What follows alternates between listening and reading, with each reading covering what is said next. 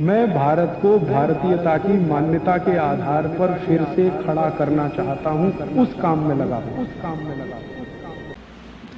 और हमारे यहाँ किस तरह का सिस्टम रहा होगा।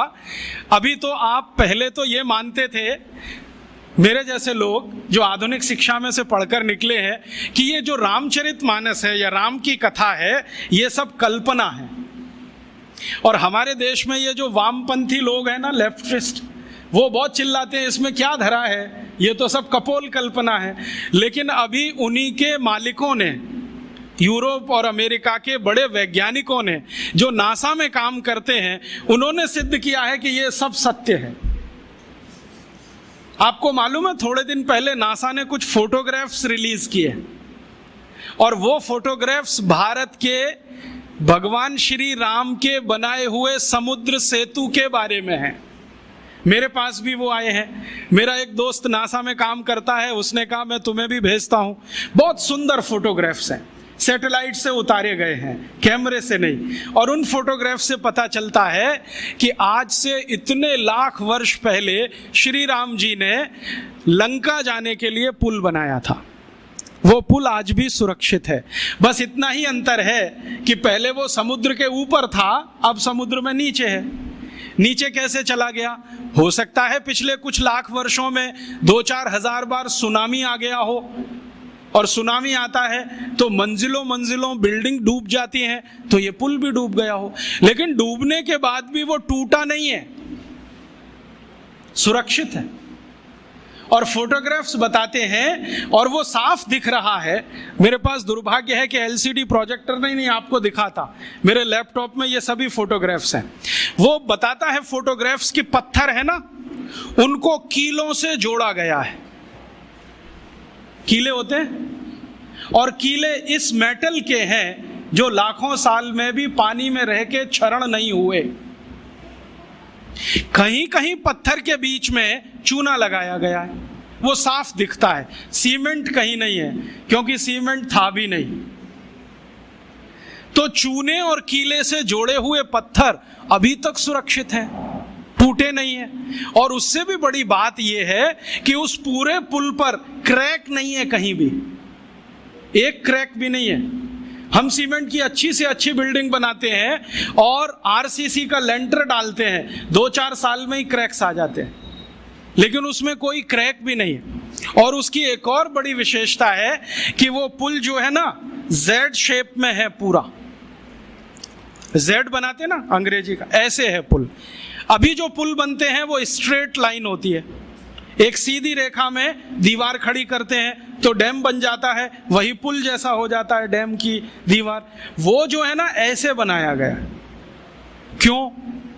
शायद इसलिए कि समुद्र के पानी का प्रेशर बहुत होता हो, तो उस प्रेशर को इक्वली डिस्ट्रीब्यूट करना हो, तो ये शेप सबसे अच्छा है। क्योंकि इसमें कई दीवार आ जाएंगी, हर दीवार पर प्रेशर डिस्ट्रीब्यूट हो जाएगा, तो उसकी लाइफ बढ़ जाएगी। इतनी अकल हिंदुस्तान के लोगों को आज से 8-8.5 लाख साल पहले थी। और जानते हैं इस पुल का डिजाइनर कौन? नल और नील, माने the great great construction engineer. Nal और नील दोनों ने बना दिया पुल। और अब नासा कहता है कि दुनिया को पुल बनाने की टेक्नोलॉजी शायद भारत से ही गई होगी, क्योंकि इसके पहले दुनिया में कोई पुल बना था, उसका कोई रिकॉर्ड नहीं मिलता। तो अब उस पुल पर से जाकर राम की सेना वापस आई। नल और नील और राम का एक संवाद है रघुवंशम में। नल नील कह रहे हैं कि हम पुल बना देंगे, आप परेशान मत होइए, पत्थर की मदद से बना देंगे। राम पूछ रहे हैं ये समुद्र के पानी में पत्थर तैरेंगे कैसे? उन्होंने कहा वो आपकी चिंता नहीं, हमारी है, क्योंकि हाइड्रोलिक्स हम समझते हैं, आप नहीं समझते। हाँ, वो ऐसे ही बोलते हैं। तो रघुवंशम में तो वो बराबर बात करते हैं। रामचरितमानस में तो सभी पात्र जो है ना, राम को भगवान मानते हैं, इसलिए बात ही नहीं करते। वाल्मीकि रामायण में, कंब रामायण में, रघुवंशम में सभी पात्र बराबर बात कर रहे हैं, क्योंकि वो सहयोगी है। तो वो राम को समझा रहे हैं कि इसकी चिंता आप मत करो, हम कर देंगे। राम पूछ रहे हैं तुम्हारे पास तकनीकी क्या है? तो उन्होंने कहा हम पहले नाव डुबोएंगे, पत्थर ले लेके नावों को डुबोएंगे, डूबते डूबते वो ऊपर तक आएगी, तब कंस्ट्रक्शन शुरू करेंगे। कितना दिन लगेगा? उन्होंने कहा जो लगे सो लगे, लेकिन पुल बना देंगे। तो राम जी पूछ रहे हैं कि ये पुल बनेगा तो जाएंगे तो सही, लौट के आएंगे कि नहीं?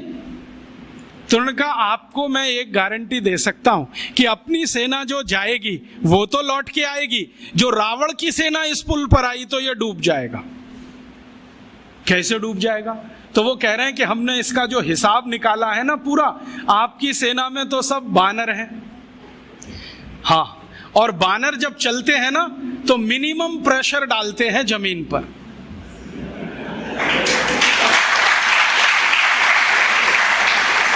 आपने देखा है ना, उनके पंजे भगवान ने कुछ ऐसे बनाए हैं कि उनका जमीन पर पंजे का टिकना बहुत कम दबाव डालता है, और वो ऐसे अद्भुत ऊर्जा के मालिक हैं सब बानर कि जैसे ही पंजा टिका तुरंत जंप कर देते हैं, और वो कंटिन्यू जंप कर सकते हैं। 1 किलोमीटर तक कर सकते हैं, 2 किलोमीटर तक कर सकते हैं। तो नल नील कह रहे हैं कि हमने पुल का डिजाइन ऐसा रखा है कि ये बानर जंप करके तो निकल जाएंगे सबके सब, जो रावण की सेना आई तो ये डूब जाएगा, क्योंकि रावण की सेना में सब राक्षस हैं, राक्षस शरीर में भारी हैं, भारी होने के साथ दबाव ज्यादा डालते हैं, तो ये पुल टूट जाएगा, वो मर जाएंगे। इसलिए युद्ध में हम विजयी होंगे, हारने का चांस नहीं। इस क्वालिटी की चीजें हैं। अब ये क्वालिटी किसी देश में आई हो तो मैं मान सकता हूं कि उस पुल को बनाने का मटेरियल उस जमाने में रहा हो, और उस पुल को बनाने वाले जो लोग रहे, नल नील जैसे पता नहीं कितने, उनको और भी बहुत कुछ ज्ञान आता हो, क्योंकि पुल बनाने में जो उन्होंने चूना घिसा है उसमें कई तरह की जड़ी बूटियां भी मिलाई गई, उनको जड़ी बूटियों का भी ज्ञान हो। तो इससे यह सिद्ध होता है कि उस जमाने का कंस्ट्रक्शन इंजीनियर जड़ी बूटियों का भी ज्ञाता होता होगा, हो सकता है आयुर्वेद भी उसको आता होगा। और राम की सेना में तो वैद्य सुषेण तो मुख्य वैद्य हैं, लेकिन राम जी की सेना में तो थोड़ी बहुत वैद्य की सब कर लेते, सीता जी भी कर लेती, उनको भी जड़ी बूटियों का ज्ञान, लक्ष्मण भी कर लेते हैं, राम खुद सीख गए हैं बहुत कुछ। दोस्तों, सबसे पहले तो चैनल सब्सक्राइब करें, फिर लाइक, कमेंट और शेयर करें, और हाँ, हमारा एंड्रॉयड ऐप डाउनलोड करना ना भूलें।